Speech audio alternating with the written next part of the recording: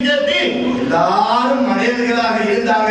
ஆனா இப்ப தரிகாக்கள் எல்லாம் குறைஞ்சி, அதெல்லாம் குறைஞ்சி, ராத்திபு குறைஞ்சி, திக்ர் ஸலவாத் எல்லாம் குறைஞ்சி, வாங்குக்கு முந்தி ஸலவாத் எல்லாம் நிப்பாட்டி இப்பதான் அல்ஹம்துலில்லாஹ் அல்லாஹ் கிட்ட நேரடியாக கேட்கக்கூடியவர்களாக நாங்க இருக்கிறோம். எனவே ஆறு எங்களோட சந்தோஷத்தை, எங்களோட பரக்கத்தை எங்களுக்கு கண்மணி நாயகம் ஸல்லல்லாஹு அலைஹி வஸல்லம் ஒரு தடவை சொன்னாங்க, இத்தஹிது யதன் இன்தல் ஃபுகரா ஃபஇன்ன லஹும் தௌலத்தன் யௌமல் கியாமஹ்னு சொன்னாங்க. ஃபகீர்கள்ல, மிஸ்கீன்கள்ல, ஏழைகள்ல யாராவது ஒருத்தட கையை பிடிச்சுக்கோங்க. துனியால யாருக்கு இப்படி சொல்ற? இது பணக்காரன்ட்ட சொல்ற. ஒருத்தட கையை பிடிச்சுக்கோங்க, பிடிச்சு அவரை கூட்டாளியாக்கி அவருடைய தேவைகள் எல்லாத்தையும் நீங்க நிறைவேற்றி கொண்டே இருங்க மௌத்து வரையில. இது யார் சொன்னது? ரசூல் ஸல்லல்லாஹு அலைஹி வஸல்லம் சொன்னது. இத அபுல் ஹஸன் அலி ஷாதுரி ரலியல்லாஹு தஆலா அன்ஹு வழங்கப்படுத்துறாங்க. ஏன் தெரியுமா? கியாமத்தினாலே அவங்க தான் ராஜாக்கள், ஏழைகள். உலகத்துல கஷ்டப்பட வச்சு பணக்காரர்களுடைய இந்த முறைகளை எல்லாத்தையும் பார்த்து ஏங்கி தவிக்கிற அமைப்பை பார்த்து சபூர் செய்தவர்கள் அவர்கள். எனவே இந்த உலகத்தில் எனக்கிட்ட மையத்திற்கு வருபவர்கள், என்னைய சந்திக்க வருபவர்கள், எனக்கிட்ட இல்ம படிக்க வருபவர்கள், இவங்க எல்லாருக்கிட்டையும் நான் என்ன சரி எதிர்பார்த்திருவேனோ என்று அவங்க நினைச்சா அவங்க பெரும் பாவியா போவாங்க.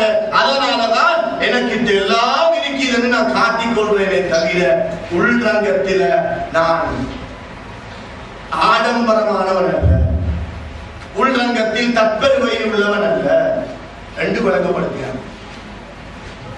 அல்லாஹ் தஆலாவின் நல்லடியார்களே, பேரன்பு பெருமக்களே, அபுல் ஹஸன் அலி ஷாதுரி ரலியல்லாஹு தஆலா அன்ஹு அவர்கள் இஸ்லாத்திற்காக வேண்டியும் முழு உலகத்திலும் இஸ்லாம் பரவ வேண்டும் என்பதற்காக வேண்டியும் பட்ட கஷ்டம், அந்த இஹ்லாஸுடைய பிரதிபலிப்பு தான் முழு உலகத்திலும் ஷாதுரி நாயகம் ரலியல்லாஹு அன்ஹுடைய பெயரை சொன்னா எல்லாருமே ரலியல்லாஹு அன்ஹு சொல்கிறார்கள்.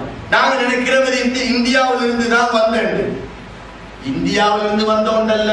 மக்காவுக்கு போனாலும், மதீனா முனவராவுக்கு போனாலும், சிரியாவுக்கு போனாலும், ஜோர்டானுக்கு போனாலும், எகிப்துக்கு போனாலும், உலகத்துல எந்த திக்குக்கு போனாலும் ஷாதுலியா தரீகாவில் உள்ளவர்கள் இருக்கத்தான் செய்கிறார்கள். சாபியாக்கள், ஹதராக்கள் எல்லா இடத்திலும் இருக்கத்தான் செய்கிறார்கள். முழு உலகத்திலே பெருமைக்கு சொல்றதில்ல. போன வருஷம் ஹஜ்ஜில ரவுலா ஷரீஃப்ல கண்மணி நாயகம் ஸல்லல்லாஹு அலைஹி வஸல்லம் அவர்களை சந்திச்சு ஜியாரத் செய்துவிட்டு பாபுல் பக்ரியால அப்படியே வெளியில வந்தா வசந்தான அழகான ஒரு தோற்றத்துல 80 வயதை தாண்டிய ஒரு வயதானி கீழே உட்கார்ந்து கொண்டிருக்கிறார். அவருக்கு பக்கத்துல 2-3 பேர் இருக்கிறாங்க. நான் பார்த்த துவா பரக்கத்தை எடுத்துக் கொள்வோம் என்று நானும் இன்னும் 2-3 ஹாஜிமார்கள் போய் சந்திச்சு சலாம் சொன்னேன். சலாம் சொல்லி துவா செஞ்சு கொடுங்க கையை முத்தம் விட்டேன். அதுக்கு பிறகு எங்கன்னு கேட்டாங்க. நான் இலங்கையில இருந்து வந்திருக்கிறேன். எத்தனை பேர் வந்திருக்கிறீங்க?